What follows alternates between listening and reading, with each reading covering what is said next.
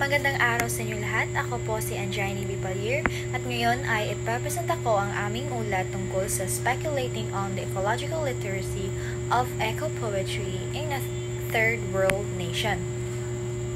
Ang pag-aaral na ito ay tumatalakay sa ugnayan ng panitikan at ekolohikal na kamalayan ng mga Pilipino. Sa pananaliksik na ito, sinusuri kung paano nakakatulong ang eco-poetry o mga tulang may temang pangkalikasan sa paghubog ng ekolohikal na kamalayan ng mga mambabasa.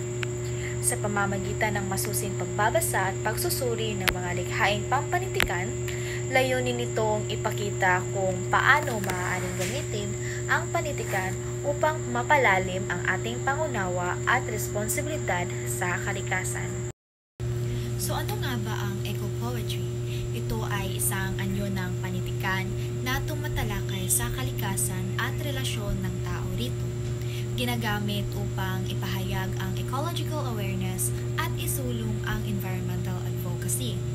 Ecological literacy, ito ay ang kaalaman at pag-unawa ng isang individual tungkol sa mga suliraning pangkapaligiran at ang kanilang papel sa kalikasan.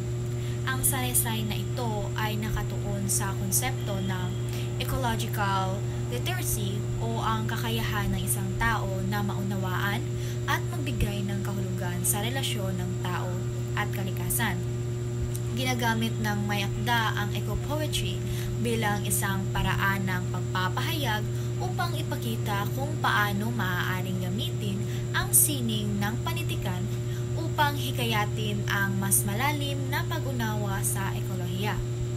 Ipinapaliwanag ang pangangailangan ng ecological literacy sa konteksto ng Pilipinas, isang bansang may mayamang biodiversity ngunit nahaharap sa malalaking suliranin sa kapaligiran.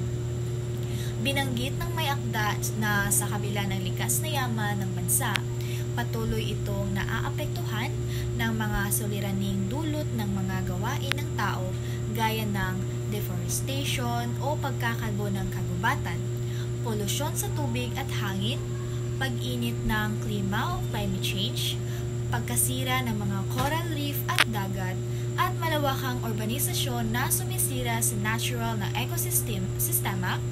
Dahil sa mga problemang ito, binigyang diin na ang ecological literacy ay hindi lamang para sa mga siyentipiko o environmentalist, kundi dapat ding palaganapin sa mga manunulat, guro at mag-aaral upang magkaroon ng malalim na pangunawa sa ang publiko sa kahalagahan ng kalikasan sa pang-araw-araw na buhay. So, paano nga ba natin nagagamit ang eco-poetry? Nagbibigay ito ng malikhaing paraan upang ipaabot ang mensahe tungkol sa climate change, deforestation at iba pang environmental issues.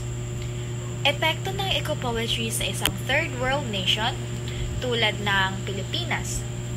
Ito ay tumutulong sa pagpapalaganap ng ecological awareness sa mga sektor na may limitadong access sa formal na edukasyong pangkapaligiran at ginagamit bilang anyo ng protesta at pagpapahayag ng hinaing tungkol sa mga isyong pangkalikasan.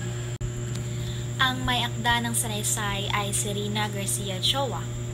Sino nga ba si Rina Garcia Ochoa? Siya ay isang Pilipinong eskular na dalubhasa sa larangan ng eco-criticism at panitikan. Ang kanyang mga pananaliksik ay nakatuon sa kaugnayan ng panitikan at kapaligiran, partikular na kung paano ginagamit ang sining ng pagsulat upang ipakita ang ugnayan ng tao at kalikasan. Siya din ay isang kilalang mananaliksik at makata na nakatuon sa eco-criticism at eco-poetry. Siya ang editor ng Sustaining the Archipelago, an anthology of Philippine eco-poetry. May malawak na pananaliksik tungkol sa papel ng panitikan sa environmental sustainability. So bakit nga ba mahalagang pag-aralan ang eco-poetry? Ito ay dahil lumalawak ang epekto ng climate change, deforestation at polusyon sa Pilipinas. May kakulangan sa ecological literacy sa maraming sektor ng lipunan. Ang panitikan lalo na ang eco-poetry ay maaaring magbigay kaalaman at humubog ng responsableng mamamayan. Malinaw na ang layunin ng sanaysay na ito ipakita ang kahalagahan ng panitikan, partikular ang eco-poetry, sa pagpapalaganap ng ecological literacy sa Pilipinas. Ipinapakita ng mayakda na ang panitikan ay maaaring maging isang tulay upang maipaabot sa mas maraming tao ang kahalagahan ng kalikasan. Tinatalakay ang iba't ibang pananaw tungkol sa ecological literacy at ang kahalagahan ng pagsasama nito sa panitikan. Binabanggit ang iba't ibang aspekto ng eco-criticism.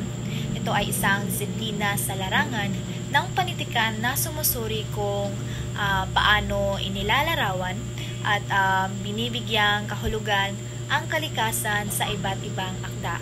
At yun lamang po sa aking parte. Maraming salamat po sa pakikinig.